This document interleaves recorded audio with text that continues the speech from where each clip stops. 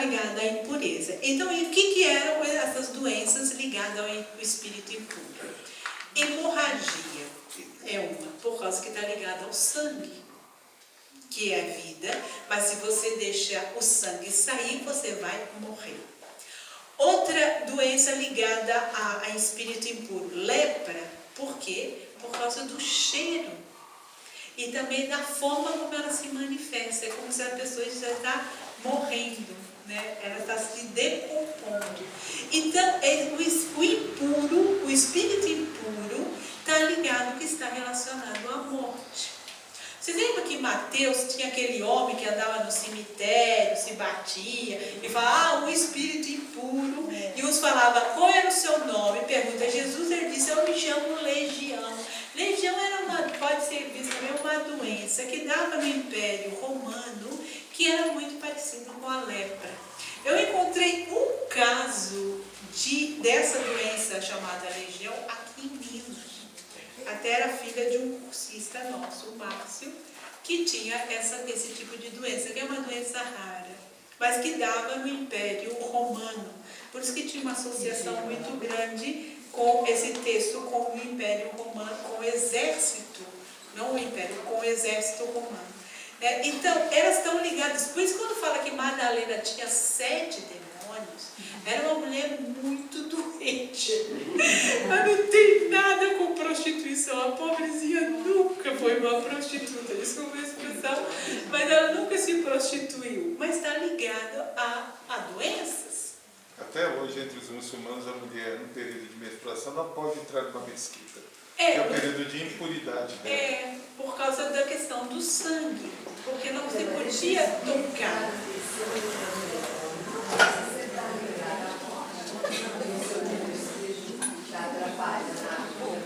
Não, mas ele era dividido. O demônio era doenças que não tinha explicação. Uma doença que não tem explicação também é febre.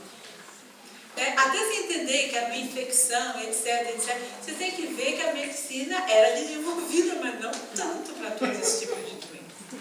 Agora, o espírito impuro não, ele está ligado à questão de impureza ligada à morte.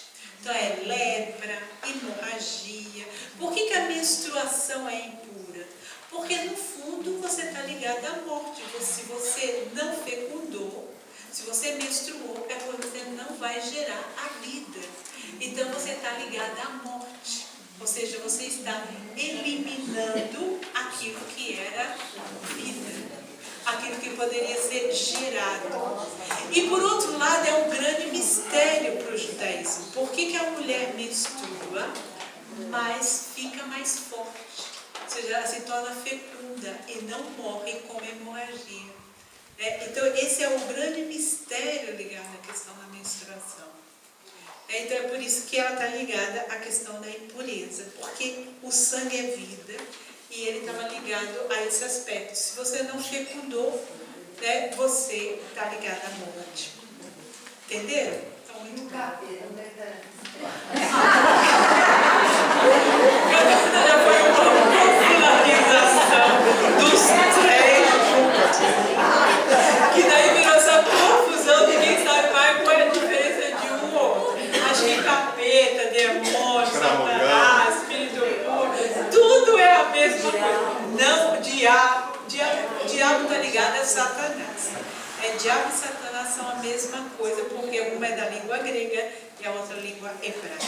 Agora, então, nós temos que separar um do outro. Eles são termos diferentes e têm conceitos diferentes, tá? Não vamos confundir as bolas. Por isso que eu acho que aquele negócio do exorcismo no batismo não deveria renunciar ao demônio, mas renunciar a Satanás. Acho que seria o termo correto. Ali naquela tradução, ou seja, renuncia tudo aquilo que é contra o reino de Deus.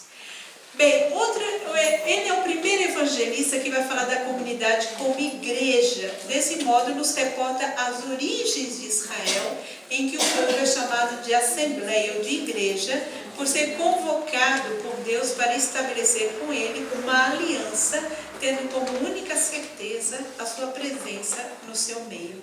É por isso que a presença de Jesus como Emmanuel é que vai dar a harmonia e a unidade a essa comunidade. Então, Mateus é o primeiro que utiliza esse termo igreja. Depois, Paulo já utiliza nele, mas nos evangelhos.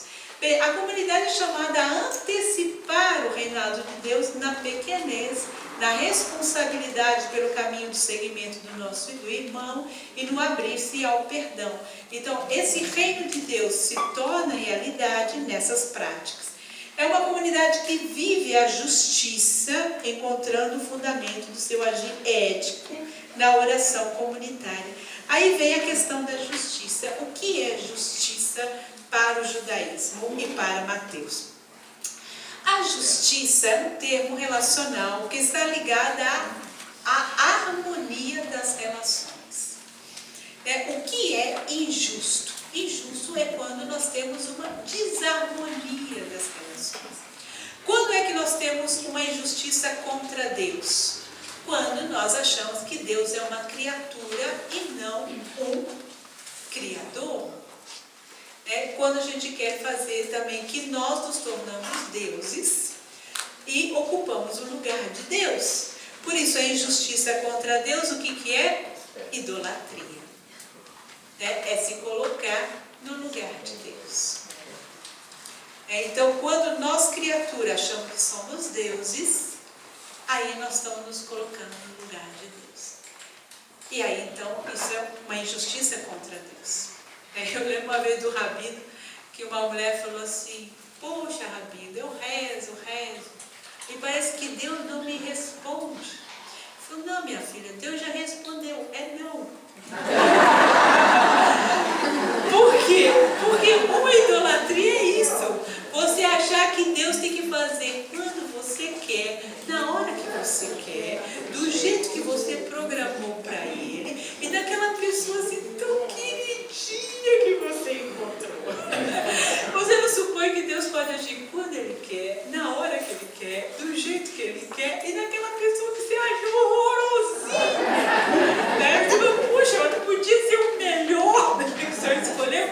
Não, é aquele lá mesmo. Então a gente às vezes quer mandar em Deus, e fazer que Ele faça conforme o nosso projeto e não conforme o projeto dele. Outra, desarmonia nas nossas relações. Quando você não trata o outro como uma criatura e também como um filho de Deus e como um irmão, aí que está o elemento da fraternidade.